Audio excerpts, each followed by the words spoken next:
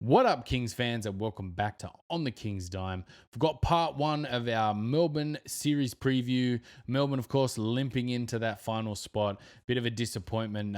They just kind of limped in there at the end. It was kind of the series nobody really wanted, but at the same time, everybody really wants to kind of beat Melbourne. That's going to be a great upside.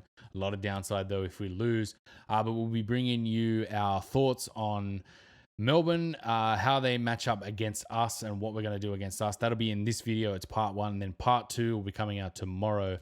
That'll be what the Kings can do against Melbourne. As always, remember to like, share, and subscribe. Everything's across the bottom. So make sure you like, share, and subscribe. Just to let you know, we'll be doing a live stream of the second game in our media room. We're going to be watching the game. We're going to try and get people to sync it up, so make sure you come along and watch that with us. Get your thoughts in. Hopefully it'll be a 1-0 series lead going into that, but make sure you tune in for that.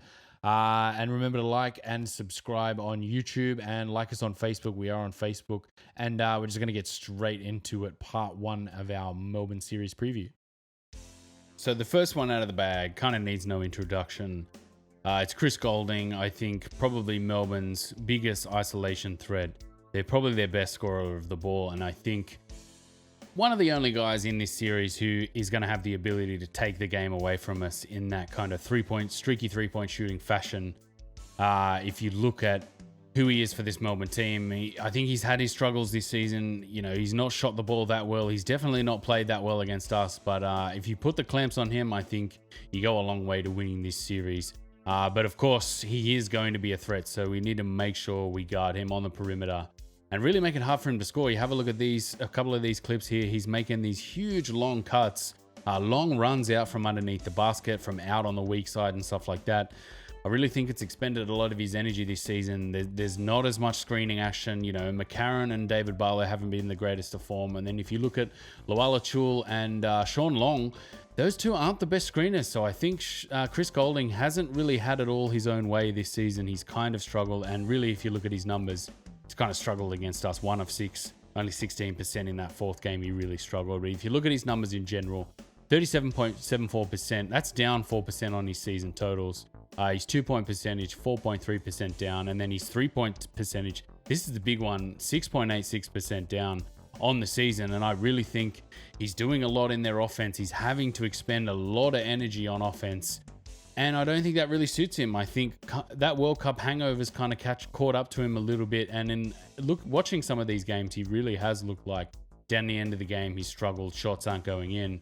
He's really Brad Newley with a sweet block at the start of that game, but shots aren't going down. And I think if you look at Melo Trimble and Sean Long, I'd probably roll the dice and be happier with Melo Trimble and Sean Long in crunch time and in general to beat us than I would be, you know, going, okay, Chris Goulding, you can shoot whatever you want. You can have whatever you want. I really hope we kind of put the clamps on him just like we've done throughout the season. I think it's going to be one of the most important aspects of this series.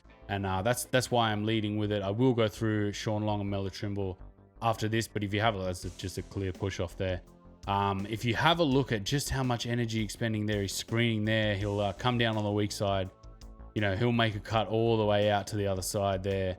I think they lose the ball here, and he's kind of out there. You know, he's kind of just wandering out in back play and then has to chuck up a heave there. I think it's kind of telling of how they haven't really integrated their offense this season. They've kind of struggled. And if you look at our defense, have a look. He looks like he's absolutely blowing there. He's giving it the calm boys, let's get the pace up. But, you know, you look at him, he's sweating. Looks like he's struggling. But if you look at our team in general, we've really had the defense kind of dig down on him. We've got the bigs to dig down on him. Andrew Bogut, I guess, hasn't really been in that great of form. You have a look at this, like late game sort of situation there. Really struggling to shoot that mid-range. Again, another high up screen. Some not the greatest screening action there. And then if you have a look at this, and there's a flop there, and then that looked like a pretty clean block and on the replay as well. But another thing too, he is a minus 49 on the season. That's pretty large. Like if you look at it, he's probably their biggest net negative, yet he is their most potent offensive weapon in terms of that burst scoring that's going to win you a series. If you have a look here, he's going to get another superstar call. I really hope we start, like the best thing to happen in this series is we come out with home court to start the series. I really hope we don't get that away cooking that we've seen all season. We've barely got any home cooking. I think one of these Melbourne games we had like the tiniest little bit of home cooking. We were all sitting around going, oh, sweet, we've got home cooking. This is great. But one of the other things here, Sean Long, keep shooting 3 balls. I don't care how many of them you're making. Just keep shooting them. And onto Mello and Long. Now, keep shooting them. I don't care if they're going down. You have a look. His season totals, his Sydney totals, he's up 11.06% on his season totals. But I am more than happy for him to just take 12 shots a game. It's not going to happen. You see how dangerous he is in the post. He loves going over his right shoulder. You basically need to make sure you get a body of him. Nice mismatch there. And then see, he's very comfortable sort of going straight on when he's coming across the lane, when he's got a bit of room to sort of get his arm out and make that shot. And then down low, he's kind of blast past Kickett.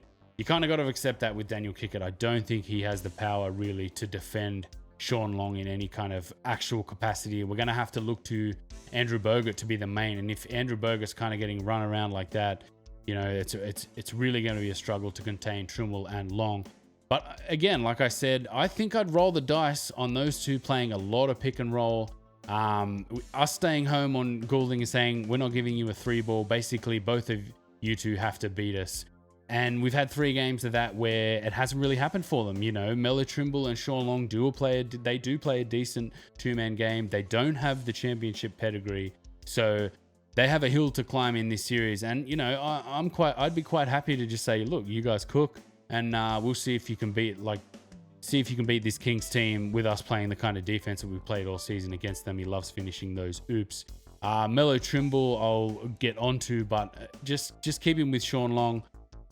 You kind of don't want him to get set up in the post. As you can see here, he kind of struggles when he's coming in off that left-hand side. He wants to finish with the right hand. He doesn't have that left-hand skill.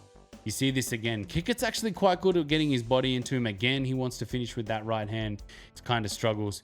And then if you look at the way he plays defense, I think he's definitely exploitable. Cooks, who's not a great inside scorer, he's not known for his inside scorer, gets over him there. That's quite poor for a guy who's playing against one of not our best scorer in the post.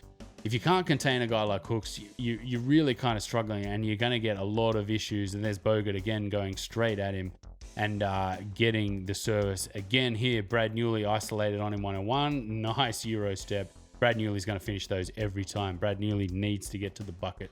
We'll cover him in part 2 when we go through all of our Sydney Kings. But again, look how comfortable he is on that right shoulder. I think JT is going to have a few struggles. But we've got to accept that. We've got to accept when Kickett and Tate are in those lineups, we can't let Sean Long go over his right shoulder. Now, Mello Trimble, have a look at some of these clips. Just look at how many times he attacks the basket. Again, attacking the basket. That's just lazy from Bogut. He really should just clean Mello Trimble up if he's going to foul. That's poor from Deshaun Taylor. But again, Mello Trimble's going to wear himself out constantly going to the basket, and I'm happy with that. You kind of got to just settle for that. He knocked down that 3. That's a decent 3-ball look for him. But again, you just cross over the weak side. We let him get to the basket too easy. That's just how it is. Again, Goulding off those huge cuts, really having to work hard. He finds Mello wide open. Usually we're going to get a body out to that. DT kind of lost his man there. But again, going to the basket and getting the foul, getting these weak fouls. We really hope Casper gets some of these calls too. And that's a nice Euro around Kickett. Again, you've got to just look at Kickett and go, unless he can use his body around those craftier guards, he's going to struggle, and that's just what it is. Again, going to the bucket, Bogut not sticking his hand out. So I think we've got to see Bogut really dig down again, almost a carbon copy of that Euro from before. He is just going to the basket relentlessly against us, and it shows in his 2-point field goal percentage. It's 7.3% up when he plays against Sydney, 23 of 40. I don't know if we can really scheme a defense that's going to come down on his kind of attacking the basket. I think Casper is the kind of guy that gets dragged a little bit. DT's the kind of guy that really overhedges and likes to get on ball. There's a little bit of a mismatch on the switch there, a little bit of miscommunication. But he misses that 3-ball. Sort of as the games go on, he kind of struggles to hit those 3-balls, and he kind of struggles down the end of the game. Cooks probably should be finishing that, but that's a nice fast break. Again, going to the hole and then just kind of throwing himself on the floor there, getting the call. We don't like to see that. We were up there by about 12 or 15 or something like that. But have a look at this. He's going to keep trying this. I could have pulled out a bunch of clips from other games in the season. He absolutely loves trying to just dive into guys and flail on the ground. And he's been getting those calls this season. Again, jump straight into Bogut. Bogut going straight up, maybe a little bit outstretched. He's probably lucky to get that foul. But yeah, they're going to be a tough combo, but I think I'd probably gamble on that combo rather than Golding. Now, Barlow versus Tate, this is going to be huge. You see that game 2 there where basically Barlow fouled out. If we relentlessly attack him in the post, like Xavier Cooks is going to go to the basket like that, all he has to basically foul, unsportsmanlike maybe. You kind of made a play of the ball there, but no, that wasn't on the floor, mate. If we're putting him in these situations, he drains his 3-ball, we're going to have to make him beat us. You want to score and beat us, then you're going to have to do a lot of the work. But if we're putting him in these situations, we're going to have to get him on the floor. Watch him just absolutely, he draws the foul there. That's perfect from JT. You have a look at some of these clips. I'll go through a lot of these clips when I do the JT review in the second part. If you look at these clips, Barlow versus Tate is going to be another crucial matchup because I think JT has the ability to basically get him out of the rotation by going into him and making him foul a lot. See, he hits this, but it's after the shot clock expires. Sorry, Dave. But that's going to be a crucial part of us unlocking this series, is going into Sean Long and going into David Barlow and making sure these guys foul and making sure these guys get off the court as quickly as possible, because there's not enough scheme defense to kind of knit this team together. And now, Mitch McCarron, be wary of Mitch McCarron. He's not been great this season against us. No points in that game 3. Really kind of a bit of the Sobey mentality where Sobey looked at us this season and went, look, they've got some big guys. I don't know if I can do this against these bigger guys. And he had a few games where he struggled. I feel like Mitch McCarron's a little bit like that. We're forcing him to play make in some of these games. He doesn't quite have it. Like last year, he had it against those smaller guys. He knocks down that 3. That's a decent look for him. But if you look at his numbers, they're not having that big an effect on this team. That's a nice steal. He is still quite good defensively, but if you look at him up against our team this season, we've got some much bigger, much stronger guys that basically take his hustle that he had last year out of this game, out of this series. And I think he's shown too mentally that was wide open there. He absolutely bricked that. I think mentally we've seen him just sort of look at this series and go, I don't think I have the size and the capabilities to do that. But be wary, he's still a very good player, and you're going to be looking at him to have a major impact if we're getting Barlow off the court, if we're getting Sean Long off the court, in foul trouble. He's going to have to do it. And he does have the championship pedigree. He does have the ability to do that. Now, the bench versus bench, we have much superior benches. Just have a look at this lineup.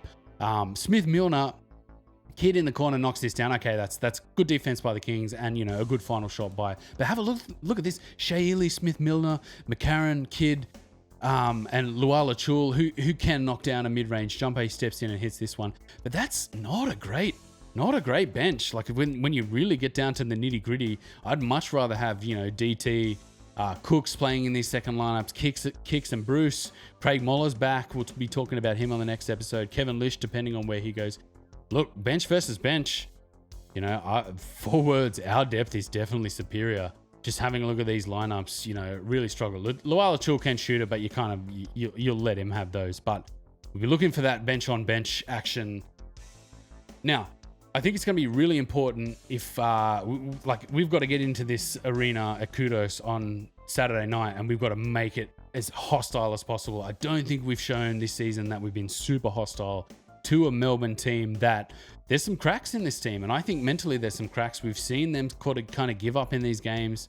Let us run up big leads against them, and I think if we set a real statement on Saturday night, if we go out there, we play hard, we work on our strategy, getting that Barlow and Sean Long into foul trouble, making sure we really clamp down on Goulding. Look, if we can have a big win on Saturday, I think it'll set us up for this series, and I definitely think we probably should be winning this. Look, Melbourne kind of limped in there, but this is always going to be a series where there's a lot to lose. So we need to go into this game looking at this with a mentality of not accepting the fact that if we lose to Melbourne, it's bigger than had we come up against a Brisbane or a New Zealand team and lost to those guys. Look, you could probably say they deserve to be in that 4th spot. But with a Melbourne team, you just never know what you're going to get. You're going to get a roll of the dice, and we've just got to basically clamp down on those 3 prongs. That Goulding, clamp him up. We got to get on the Sean Long and Melo Trimble double action, that pick and roll action. We got to make sure we clamp down on that, and make sure we get Barlow into foul trouble, as well as work on their bench unit with Mitch McCarron, because I think he struggled this season, and that's definitely something where we can get out. Now, Make sure you like, share, and subscribe. Everything is across the bottom. I'm going to be releasing part 2 on Thursday. I'm going to do all the recording tonight, but I'm going to release them over 2 days. I had about 40 minutes of footage. You can't just do a 40-minute video. It's just a massive struggle trying to get that out, and I'd rather do these in 2 parts. This has been the part basically explaining what we're going to come up against Melbourne, and I'll be bringing you the video on basically how the Kings have to match up against Melbourne and how we can dominate them offensively in what we need to do. And again, remember to like, share, subscribe. Thanks for watching, and we'll see you guys next time on the King's Dime.